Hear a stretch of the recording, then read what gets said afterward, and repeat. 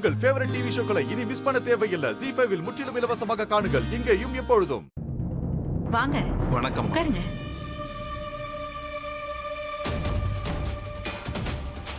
நீங்க ஹாஸ்பிட்டல்ல இருந்தப்ப என்னால வந்து பார்க்க முடியல. எனக்கு உடம்பு சரியில்லாதனால என்னால வந்து பார்க்க முடியல. ஆனா அப்பப்ப ரம்யா கிட்ட உங்களை பத்தி விசாரிச்சுக்கிட்டு தான் இருப்பேன். நீங்க நல்லா இருக்கீங்களாமா? நல்லா இருக்கீங்க. ஒன்றும் பிரச்சனை இல்லை. உடம்பு சரியில்லாதப்போ மகன்க மருமகளுங்க எல்லாருமே நல்லா பார்த்துக்கிட்டாங்க. உங்க பொண்ணும் எனக்காக பரிகார பூஜை எல்லாம் செஞ்சிருக்கா. எல்லாரோட பிரார்த்தனையாலையும் வேண்டுதலாலையும் நான் ரொம்பவே நல்லா இருக்கேன். ரொம்ப சந்தோஷம்மா. அப்பா, என்ன சொல்லாம கொள்ளாம திடீர்னு வந்திருக்கீங்க? சொல்லியிருந்தா நானே கூட்டிட்டு வந்திருப்பேனே. இல்லம்மா, கார்த்திக் தீபா கல்யாணம் திரும்பவும் நடக்க போறதா சொல்லியிருந்தேல்ல, அதான் கல்யாண வேலையெல்லாம் எப்படி நடக்குதுன்னு விசாரிச்சுட்டு போகலான்னு வந்தேன். ஆஹா. அப்பா, நீங்க எங்களுக்காக வந்தது ரொம்ப சந்தோஷம்தான். இருந்தாலும் உடம்பு சரியில்லாம இருக்கிற நீங்க ஏன் தனியா வந்தீங்க? அம்மா கூட வந்திருக்கலாம்ல. இல்ல சொல்லியிருந்தா நானே வந்து கூட்டிட்டு வந்திருக்கேன்ல. பரவாயில்ல, விடுமா. ஆமா, கல்யாண வேலையெல்லாம் எப்படிமா போயிட்டு இருக்கு? நல்லா போயிட்டு இருக்கு. எந்த பிரச்சனையும் இல்லை. கல்யாணத்துக்கு நீங்க அவசியம் வரணும். ரம்யாவை மட்டும் அனுப்பிட்டு நீங்க வராம இருந்துடாதீங்க. கண்டிப்பா வரேம்மா. தீபாவும் என் பொண்ணு மாதிரி தானே. அவ கல்யாணத்துக்கு நான் வராம இருப்பேனா? தீபா மாதிரி ஒரு ஃப்ரெண்டு கிடைக்க ரம்யா கொடுத்து வச்சிருக்கணுமா.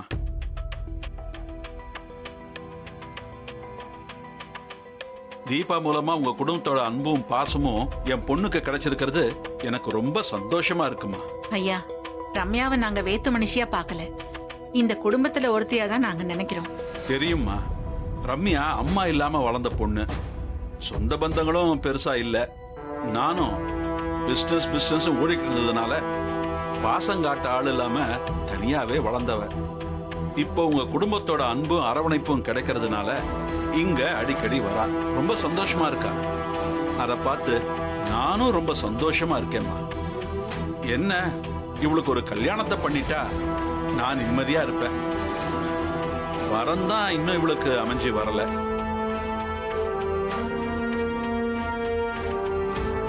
கவலைப்படாதீங்க ஐயா. ரம்யாவும் என்னோட பொண்ணு மாதிரி தான். இந்த கல்யாணம் நல்லபடியா முடியட்டும். அடுத்த ரம்யாவோட கல்யாணத்துக்கு மாப்பிள்ளை பார்க்க ஆரம்பிச்சிடுறேன்.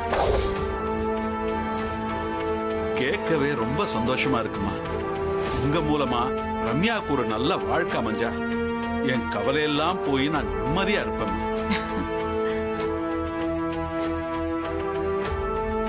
அத்தை, நானும் இதுதான் அம்மா கிட்ட சொல்லியிருந்தேன். நீங்க நல்லபடியா குணமாகி வீட்டுக்கு வந்ததும் உங்ககிட்ட சொல்லி அம்மாவுக்கு மாப்பிள்ளை பார்த்து கல்யாணம் பண்றதுக்கு ஏற்பாடு பண்றேன்னு. நான் சொல்றதுக்குள்ள நீங்களே இதை பத்தி பேசிட்டீங்க. எங்களோட கல்யாணம் முடிஞ்சதும் அம்மாவுக்கும் அப்படியே கல்யாணத்தை பண்ணி வச்சிடணும். அவளும் சந்தோஷமா இருந்தாதான் எனக்கும் சந்தோஷமா இருக்கும். அடி பாவி, உன் வாழ்க்கை அழிக்க பாக்குறா. அது புரியாம நீ ஏண்டி இப்படி இருக்க? ஆண்டி, முதல்ல தீபா கல்யாணம் நல்லபடியா நடந்து முடியட்டும்.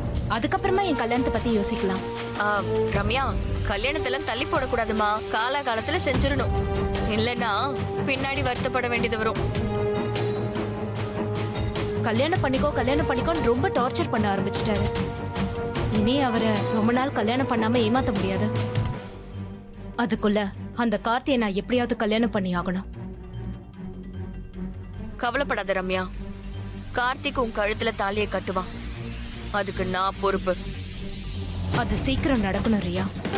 நான் ஏன் இப்படி சொல்றேன்னா, அந்த தீபாவை போலீஸ் அம்மையார் மூலமா கொல்ல ட்ரை பண்ணது கார்த்திக்கு தெரிஞ்சு போச்சு.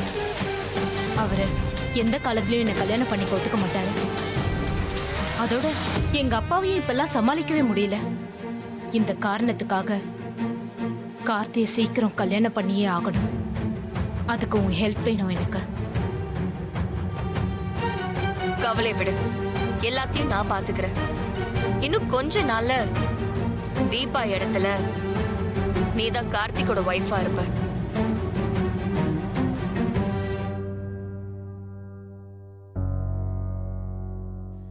அருண், டெக்கரேஷன் ஒர்க் எல்லாம் எப்படி போயிட்டு இருக்கு? நல்லா போயிட்டு இருக்குமா. நீ போய் பாத்தியா? நான் போய் பார்த்தேம்மா. சரி.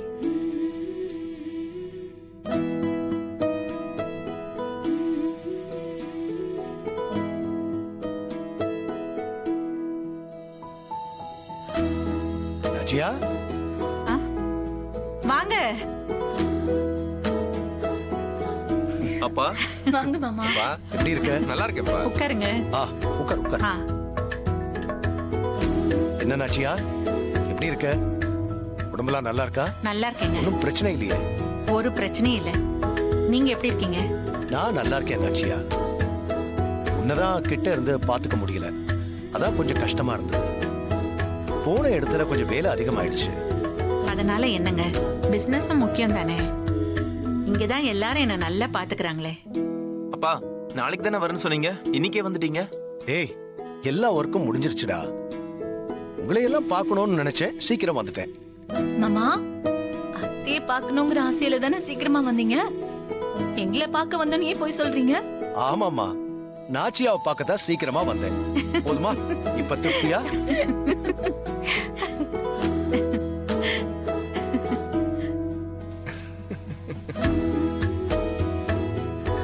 மாமா, உங்களுக்கு ஏதாச்சும் குடிக்க எடுத்துட்டு வரட்டுமா? இல்லம்மா, இப்ப ஒண்ணும் வேண்டாம்.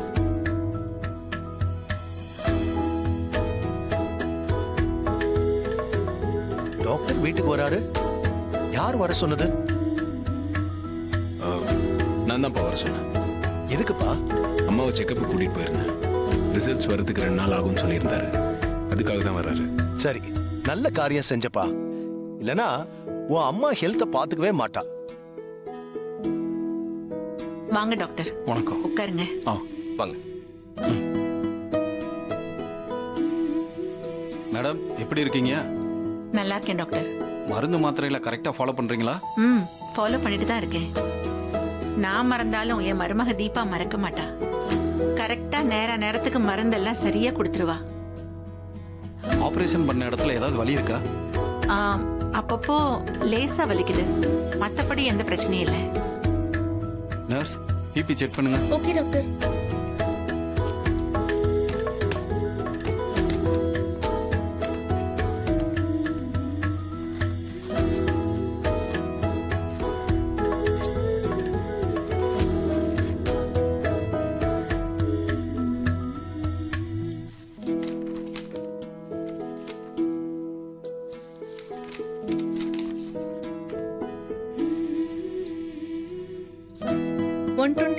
டாக்டர்.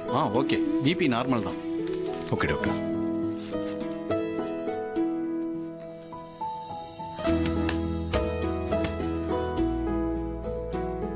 டாக்டர், அத்தைக்கு இப்ப எப்படி இருக்கு? நல்லா இருக்காங்கல்ல? அவங்க டெஸ்ட் ரிப்போர்ட் படி நல்லா ஹெல்த்தியா தான் இருக்காங்க. No problem. ஜீ5 ஆப்பை டவுன்லோட் செய்து அனைத்து எபிசோடுகளையும் இலவசமாக பாருங்க.